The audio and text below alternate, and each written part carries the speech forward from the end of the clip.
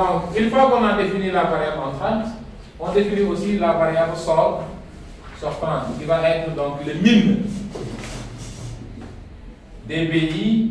Donc, les BI donc, ce sont rien d'autre que les disponibilités du second membre qu'on rapporte au AI avec les AI strictement positives. Donc, maintenant, les AI étant les coefficients maintenant qui sont au niveau de la colonne de la variable entrante. Maintenant, cette règle-là peut évoluer, parce qu'on suppose au départ que les BI donc, sont positifs. Donc, si tous les BI sont positifs, nous ne prenons que les AI qui sont positifs. Maintenant, si par hasard, et ça peut arriver, en fonction maintenant des combinaisons, des opérations élémentaires qui sont faites, que les BI là soient négatifs. Et donc, dans ce cas-là, on sera obligé de prendre les AI aussi qui seront négatifs. D'accord? Donc, tout ça, on va le voir au niveau de, au niveau des tableaux. Et donc, une fois qu'on a défini, on peut déterminer maintenant donc, ce qu'on appelle les tableaux simpliques.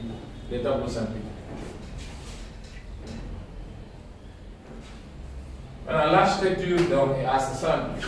Donc, on va définir ici les variables.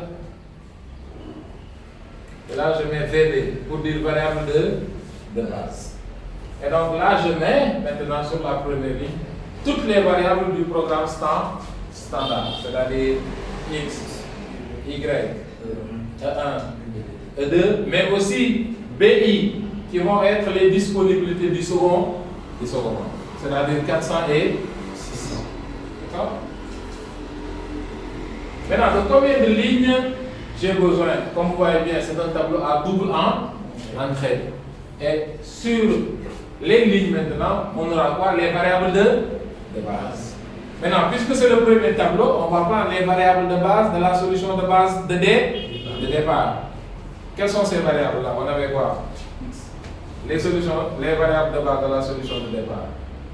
La première solution de départ, FBR.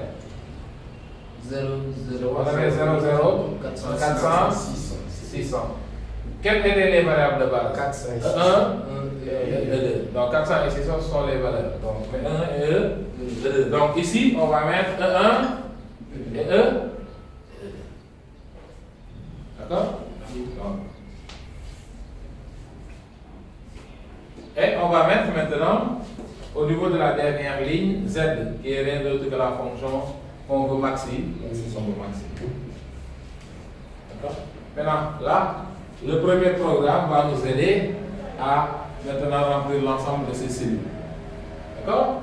Maintenant, si nous voulons renseigner maintenant l'ensemble des cellules, on va regarder, puisque E1 est au niveau de la première contrainte, on va regarder quels sont les coefficients qui sont associés à ces variables-là dans la première contrainte.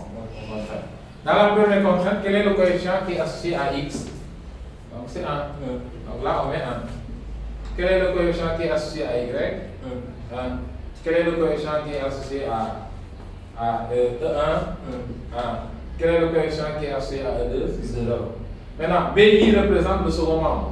Donc, c'est-à-dire 4. Même chose pour la deuxième contrainte. Donc, on a quoi? 1, 2, 2, 1, 0, 1, 6. D'accord? Maintenant, au niveau de la dernière ligne maintenant, qui est la ligne de Z, c'est le même raisonnement.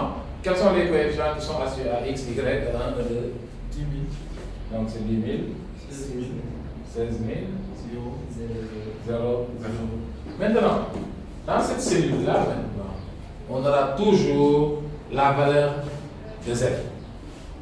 Maintenant, il y a certains, puisque là, je n'ai mis que Z, là, on aura toujours la valeur opposée de Z.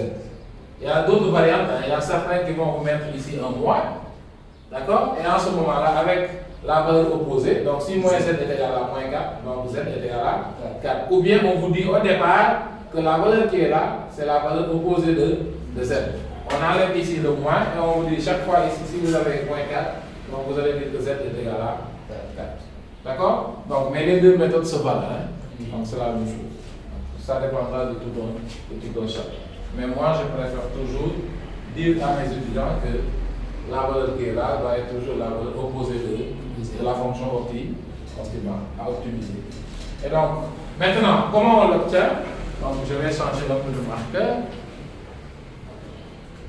Puisque dans cette cellule-là, on aura toujours la valeur de Z. Et cette valeur de Z dépend de qui? De X et Y, qui pour l'instant sont des variables hors base. Ça veut dire qu'elles sont égales à 0. Et donc, forcément Z est égal à 0. Parce que notre fonction dépend de X et de Y. D'accord? Maintenant, puisque X et Y sont hors base, ça veut dire qu'elles sont égales à 0. Oui. Et donc, si elles sont égales à 0, donc Z est égal à 0. Oui. D'accord? C'est bon? Oui, c'est bon. Donc là, vous avez Z est égal à.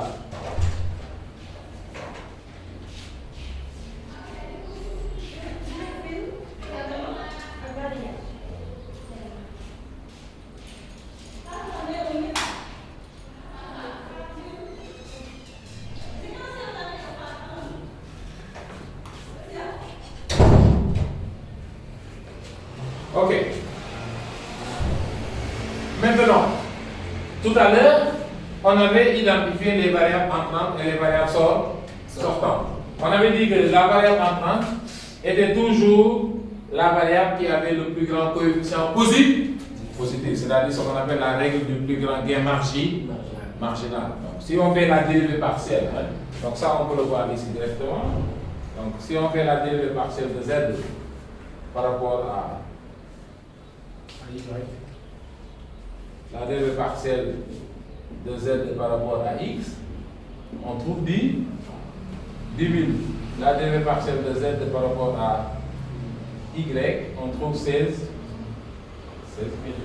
Et donc, ça veut dire que la variable Y contribue beaucoup plus que la variable X dans la fonction que nous voulons optimiser. Donc, s'il y a une variable qui doit entrer en premier dans la barre, c'est cette variable. Et donc, c'est ce que nous appelons la règle du plus grand gain marginal. Ça veut dire quoi? Toute variation unitaire de Y entraîne une variation égale à 16 000 pour Z. Toute variation unitaire donc de X entraîne une variation de la fonction objective de 10 000. Ce qu'on appelle la règle du plus grand gain marginal. Donc, marginal renvoie toujours à une dérive et ainsi de suite. D'accord? Maintenant, puisque c'est Y qui va entrer en premier, nous allons la matérialiser avec une flèche entrante pour dire que c'est Y qui entre dans la barre. D'accord? On met une flèche ici. Maintenant, on va essayer de déterminer, de calculer la variable sortante. Donc, et la variable sortante ne peut être que E1 ou bien E2, parce que ce sont ces variables-là qui sont dans la base. Donc, on va dire VS pour des variables sortantes, c'est le min. Donc, je reprends la formule min des BI sur les AI avec des AI qui sont strictement positives. Et donc, je calcule minimum pour un ensemble fini, donc c'est la plus petite valeur. Donc, ça veut dire quoi? 400 divisé par 1. Les AI, encore une fois, je répète, ne sont rien d'autre que les coefficients qui sont au niveau de la colonne de la variable entrante. C'est pourquoi, d'un point de vue chronologique, avant qu'on parle de variable sortante, il faut d'abord qu'on ait identifié la variable entrante. D'accord? Parce que la détermination de la variable sortante va dépendre donc des coefficients de la colonne de la variable entrante. Donc là, on va faire 400 sur 1. 400 sur 1. Ensuite, 600 sur 2. Ça nous donne quoi? Minimum. Donc 400 sur 1 nous donne 400. 600 sur 2 nous donne 300.